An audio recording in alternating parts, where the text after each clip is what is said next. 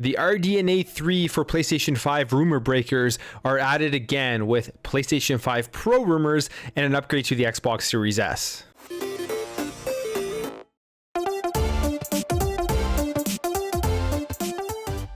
So there are some interesting articles published here on WCCF Tech talking about some rumors about an upcoming PlayStation 4 Pro targeting a 2023 or 2024 release date, as well as an upcoming refresh to the Xbox Series S targeting late 2022. Now, these are interesting rumors. They are coming from one of the main people who really pushed that RDNA 3 thing for the PlayStation 5, and I believe it was Moore's Law is Dead, that channel there, where they pretty much came out and said that the PS5 was going to have RDNA 3. PlayStation 5 has RDNA 3 features. I'm not kidding. It does. So you're right. The RDNA 3 features. I'm not kidding. It does. So you're right. The Xbox has the only console with 4 RDNA 2 because PlayStation 5 is RDNA 3. As you remember, was said right there, and that obviously came out to be completely fake. And just sitting back and logically thinking about that as somebody who doesn't have an inside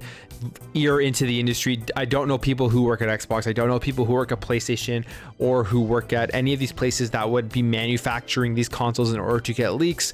I thought it was complete bullshit right away, and it turned out to be complete bullshit. It made no sense because RDNA 3, we hadn't heard anything about it. We hadn't seen it in anything else yet. So why in the heck would RDNA 3 be on a console where consoles are mainly the cheaper option for gaming? It's to get more units into people's homes, and that's really what they're meant for. It's somebody who wants a set up and play device in order to play video games at a low cost. So he's back in the rumors again here, saying that he 100% thinks that the PlayStation 5 is going to be getting an upgrade to a Pro, and it's going to be around a $600 to $700 premium device that targets the 8K gaming segment. Now, I'm not here to say that he's lying or he's making this up again, because he says he has his people who have provided him this information and that they're relevant and all that kind of stuff.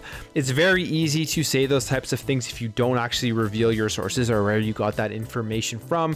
I could say that I got information from somewhere and that I have sources, so you have to believe me. It's just such an easy thing to do. And then on top of that, making a prediction about a Pro model for the PlayStation 5 is a prediction that isn't completely out there. I mean, it's not something that if you get right, or it doesn't take a Nostradamus to think that, hey, maybe there's going to be a refresh mid-generation of this console cycle in order to upgrade the PS5, especially because it is a weaker console compared to the Xbox Series X. And we saw with the PlayStation 4 how it got the PS4 Pro upgrade. So what's being stated here is that he doesn't know any of the specifications of what the PS5 Pro is going to be, but there should be a decent boost in performance, and it will target people, I guess, who didn't make the jump from the PS4 Pro to the PlayStation 5 because I guess there wasn't a big enough generational leap for them. But I mean, it's still a decent upgrade from the PS4 Pro to the PlayStation 5, and this will cost $600 to $700. It's supposed to launch in 2023 or 2024, and it's going to give people that option of getting the premium model on top of the fact that they're going to be working on a PlayStation 5 Slim model. Now, the Slim model thing is definitely going to happen. They're going to have to cut down the size of the PlayStation 5 because of just how big it is, how bulky it is, and they're already starting to cut back on stuff. We saw with Austin Evans' video where he showed that they are cutting back some of the materials and like the heatsink and everything like that in order to make it lighter, and they're eventually going to be able to do that to a point where they're going to be able to make the actual box smaller itself. I mean, that's pretty much it. He goes into speculation stuff where he clearly says that this part of what he's saying is just his opinion and it's not actual any fact from his leakers or anything like that. But I mean, you know, this is something that you make this prediction that a Pro model is going to come out in 2023 or 2024, and then it happens. You look like you really know what you're talking about, but I don't think it's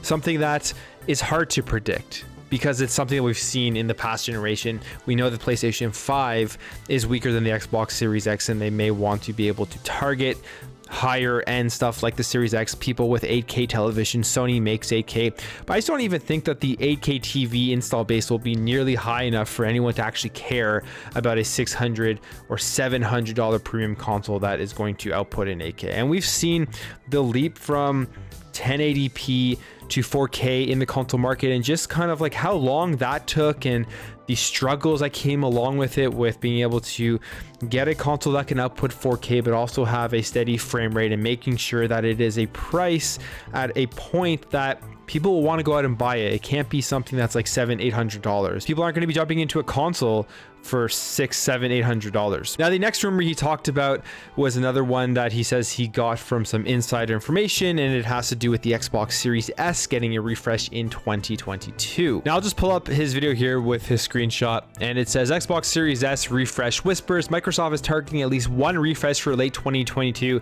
and the priority is on releasing a higher spec Xbox Series S SKU, meaning that they're going to make the Series S a little bit stronger than it is right now, and then they're going to try to drop the current Xbox Series S to a lower price point so that they can have a large attachment rate in the home between the Xbox Series consoles and Game Pass, because they consider themselves a software as a service company, and that selling an Xbox is not what they're going for. What they want is to sell an Xbox and then have somebody sign up to Game Pass so that they become long-term customers. Stuff that we've talked about on this channel before. That's their strategy going forward. I think it is a good strategy, allowing people to play wherever they want and just trying to getting them into the ecosystem. And with this next Xbox Series S, they increase the power of it. They keep it at like the current price point, maybe a little bit more. So right now it's $299. Say it's like between $299 and $350. You can easily market and sell that to people right now that are buying the Xbox Series S. And then you take the current Xbox Series S and you slash the price to it, like it says here, from about $189 to $250, and that thing is just going to continue to fly off the shelves because it'll still be a very capable console, and then more and more people are going to pick these up and attach Xbox Game Pass to it. And on top of that, if they were to do this, you're really going to be able to undercut the PS5 Slim with that lowest end SKU, and I think a lot of people would opt for it. Now, is this going to happen? Again, it's a rumor. I am kind of skeptical on it because the Xbox Series S is a great console right now. Like, it's still very capable. In late 2022, it's going to be extremely capable as well. There is the silicon issue and the ability to actually create these consoles and get them out to customers, and all the time and research and energy that is going to go into creating another SKU, I think could really affect their supply chain and all that kind of stuff. So I don't know. Again, these are just rumors. It's Moore's Law is dead, saying he got this information from somebody that he knows or whatever, and then putting it out there, but pretty much claiming it as fact that it is going to happen. So yeah, at the end of the day, I don't know if any of this stuff is going to come true. Take this with a grain of salt, especially because the track record with the RDNA 3 stuff is not very good, but you can definitely see a console refresh coming with either of these. I think it's much less likely with the Xbox Series X specifically, but it more likely with the PlayStation 5. Therefore, a prediction like this isn't out of this world, and if it does come true, it's not a prediction that is hard to get correct. Anyways, guys, that's it for me. Let me know what you think about these rumors in the comments below. Do you think that these specific rumors from Moore's Law is dead are correct, or do you think that this is not going to happen? If you enjoyed this video, make sure to hit that thumbs up button. If you're new here and you like what you see throughout this video, I'd really appreciate you hitting that subscribe button to help this channel grow, help grow this community so we can have great conversations in the comments below. Thank you again for watching. Thank you for your support, and I'll catch you in the next video.